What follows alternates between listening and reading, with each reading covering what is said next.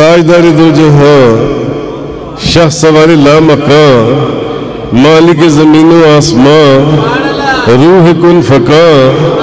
سید السادات، جوہر کائنات، جان حیات، منبع فیض و برکات، حضور پر نور، شافی یوم النشور،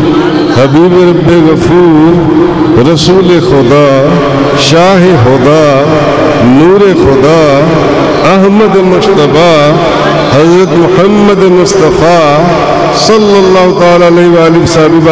آپ نے بھی طریقہ بتا دیا کہ اگر مجھ سے محبت چاہتے ہو تو پہلے میرے شہزادوں سے محبت کرو، اگر مجھ سے محبت چاہتے ہو تو پہلے میرے دونوں شہزادوں سے محبت کرو۔ شہزادوں سے حضرت عبداللہ بن مسعود رضی اللہ تعالیٰ عنہ فرماتے ہیں، نبی پاک صلی اللہ علیہ وسلم نے فرمایا جس نے مجھ سے محبت کی، جو کہتا ہے کہ مجھے آپ سے محبت ہے، حضور نے فرمایا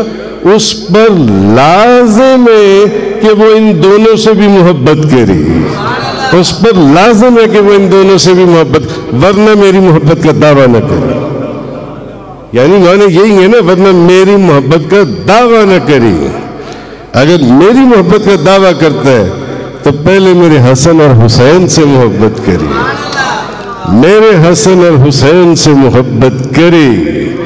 ان سے محبت کرے گا تو پھر کہے کہ اس کو مجھ سے محبت ہے۔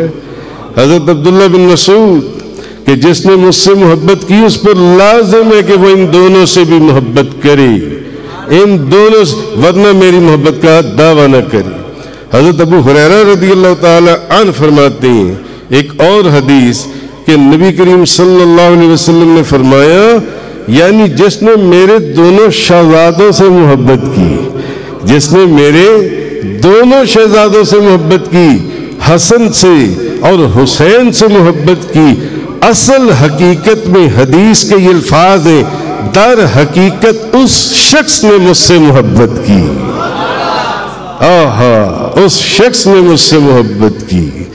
جس نے حسن اور حسین سے محبت کی۔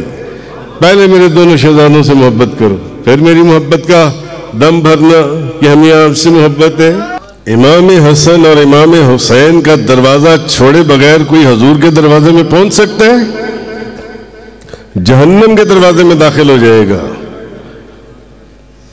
نبی کریم صلی اللہ علیہ وسلم کے دامن کو پکڑتا ہوا جنت کے دروازے میں کبھی داخل نہیں ہوگا۔ جنت کے دروازے میں داخل ہونے کے لیے اس کو سب سے پہلے آپ کے دونوں شہزادوں کا دامن پکڑنا پڑے گا، دونوں شہزادوں کا، تب جنت کے دروازے میں داخل ہوگا۔ حدیثوں میں